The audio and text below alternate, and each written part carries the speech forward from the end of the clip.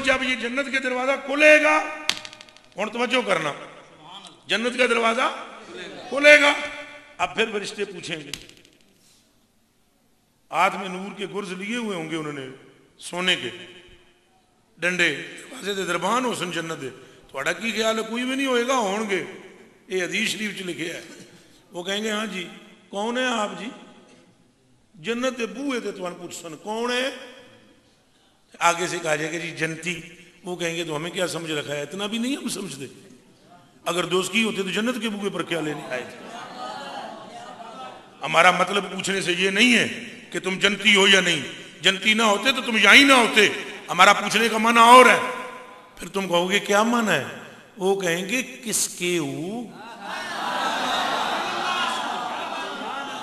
किसके हो, ओ भाई मूसवी हो, ईसवी हो, इब्राहिमी हो, वो क्या हो। तो आप एक मुत्तकी परहेजगार जन्नती आगे होकर कहेगा मैं मूसवी हूं, वो कहेंगे मेहरबानी फरमाए जरा साइड पे हो जाए। फिर तुहानू पता लग जाना कितने अवियां दसो है। कोई वो जड़ा बिखरिया बाला वाला एक मलंग जा आया सी चिश्तियां में, गल तो ठीक कर गया सी कि गल सारी सरकार। वो कहेंगे जनाब जरा प्लीज वेट, साइड पे हो जाओ, इंतजार करो।